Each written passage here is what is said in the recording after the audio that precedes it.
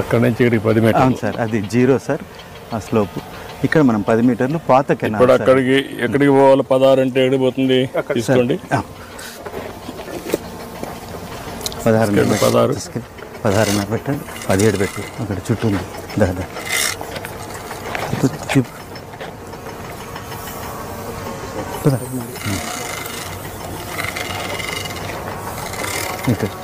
అక్కడ బైక్ రావాలి ఆ పైన అక్కడ సార్.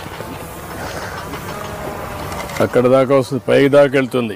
సార్ సార్ అది ఆ లైన్ ఉంది కదా సార్ మనకు అక్కడ పెట్టిన line. Yes sir, yes sir. ఆ లైన్ నుండి ఆ లైన్కి వస్తారు సార్. ఇక్కడ మనము ఇక్కడ దాకా బెడ్ తీసి 1 to 1 స్లోప్తో ఇట్లా స్లోప్ చేస్తాం సార్. ఈ లెవెల్లో 3 మీటర్లు బర్న్ పెడుతున్నాం సార్ మనం. స్లోప్ కరెక్ట్గా ఉందా? ఉంది సార్, ఉంది సార్. లెవెల్స్ కానీ ఇవన్నీ కరెక్ట్గా. Yes sir. ఇప్పుడు మనం ఇక్కడ 1.5 మీటర్ సిల్ట్ తీయాలి సార్. స్లషీ కండిషన్లో ఉంది సార్. ఇది ఇదే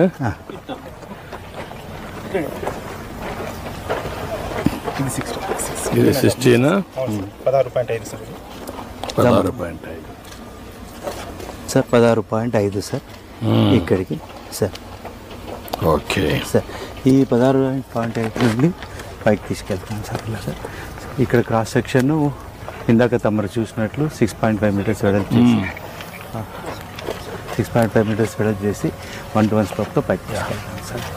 ఈ మట్టి అంతా కూడా ముందు తీసిన మట్టి ఇప్పుడు మళ్ళా సిల్ట్ కూడా క్లియర్ చేస్తాం. అవును సార్, అవును సార్. ఎక్స్పాన్షన్ జరుగుతాం. Yes sir. 6.5 metres. Yes sir. 6.5 yes metres sir. Sir దాదాపుగా మాకు తమరిచ్చిన టార్గెట్ ప్రకారం 88 నుండి 216 వరకు 1400 మీటర్ల కెనాల్ సెక్షన్ పర్ డే తీస్తున్నాం.